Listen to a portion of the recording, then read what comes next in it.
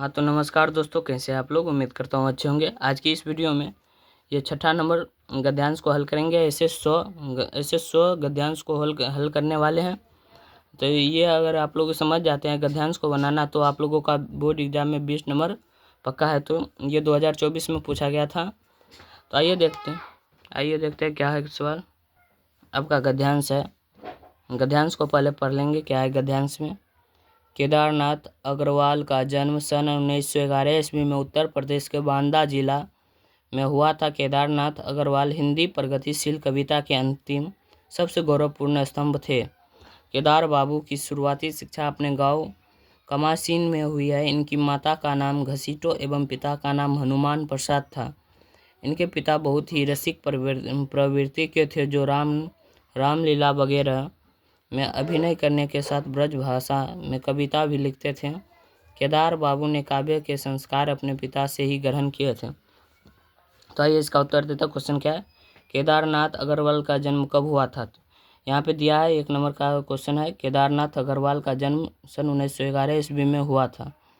सन 1911 ईस्वी में उत्तर प्रदेश के बांदा जिला में हुआ था। आप लोगों को यहाँ से स्टार्ट करना है और यहाँ तक लिखना है। तो 1 नंबर का क्वेश्चन हो गया। 1 नंबर क्वेश्चन का आंसर आप लोगों को मिल गया भलीभांति। दूसरा है, केदार बाबू की शुरुआती शिक्षा कहाँ से हुई। तो यहाँ पे दिया होगा प्रगतिशील केदार बाबू। तो सबसे केदार बाबू की शुरुआती शिक्षा अपने गांव कमासीन में ही हुई। तो यहाँ दूसरा नंबर क्वेश्चन मिल गया। केदार बाबू की शुरुआती शिक्षा अपने गांव कमासीन में ही हुई। तो ये दूसरा क्वेश्चन का आंसर हो गया। तो आप उन लोगों को दे देना है आंसर में, केदार बाबू की शुरुआती शिक्षा अपने ही गांव के कमासीन में हुई। तो तीसरा क्वेश्चन क्या है, केदारनाथ अग्रवाल के माता पिता का नाम क्या था। तो ये यहाँ इनके लिखा है, तो किन के बारे में है, केदारनाथ बारे में है। तो यहाँ पे केदारनाथ के माता का नाम घसीटो एवं पिता का नाम हनुमान प्रसाद था। तो यहाँ से आप लोग लिख दीजिएगा। चौथा नंबर यानी घ नंबर क्वेश्चन क्या है, केदारनाथ अग्रवाल के पिता किस भाषा में कविता लिखते थे। तो ब्रज भाषा में कविता लिखते थे। तो किस भाषा में, ब्रज भाषा में लिखते थे कविता केदारनाथ के पिताश्री। 5वां नंबर क्वेश्चन यानी अंग नंबर क्वेश्चन है, केदार बाबू काव्य के संस्कार किससे ग्रहण किए हैं। तो केदार बाबू ने काव्य के संस्कार अपने पिता से ही ग्रहण किया है। पिता है यहाँ पे, अपने पिता से ही ग्रहण किया है। अरे तो इस किताब में कैसा आंसर दिया है, किताब के आंसर को देख लेते हैं। पहला में पूछा गया था कि केदारनाथ का जन्म, तो यहाँ पे दिया है उत्तर केदारनाथ अग्रवाल का जन्म सन 1911 ईस्वी में उत्तर प्रदेश के बांदा जिला में हुआ था। मैं भी आप लोगों को ऐसे ही बताया था। ख नंबर क्वेश्चन क्या है, पूछा गया था उसमें केदारनाथ की शिक्षा कहाँ हुई थी। तो केदार बाबू की शुरुआती शिक्षा अपने गांव कमासीन में ही हुई। ऐसा ही मैं भी बताया था। तो ऐसा यानी ग का है, केदारनाथ अग्रवाल की माता का नाम घसीटो एवं पिता का नाम हनुमान प्रसाद था। घ नंबर का आंसर है, ये उत्तर है। उत्तर यहाँ दिया है उत्तर। घ नंबर क्वेश्चन है, केदारनाथ अग्रवाल के पिता ब्रज भाषा में कविता लिखते थे।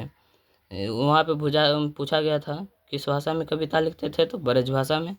अंग नंबर क्वेश्चन है, केदारनाथ ने काव्य के संस्कार अपने पिता से ही ग्रहण किए थे। आप लोगों को अगर एक क्वेश्चन दूँ तो ये तो हो गया पूरा क्लियर। यहाँ पे ये क्लियर हो गया इसका उत्तर। यहाँ पे आप लोगों को इसका उत्तर मिल गया, ये 6 नंबर गद्यांश का।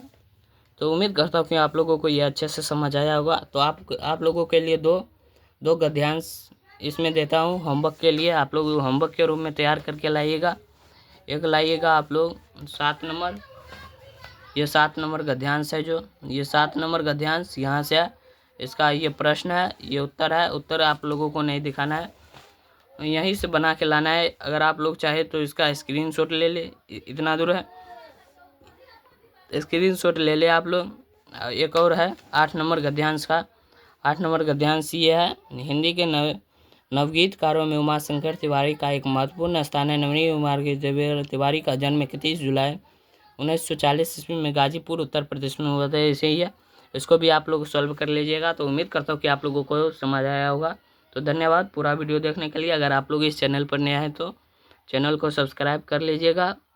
और सब्सक्राइब करके ऑल पे बेल आइकन सेट कर दीजिएगा। तो उम्मीद है कि आप लोगों को अच्छे से समझ आया होगा। तो धन्यवाद, वीडियो को यहीं पे समाप्त करते हैं।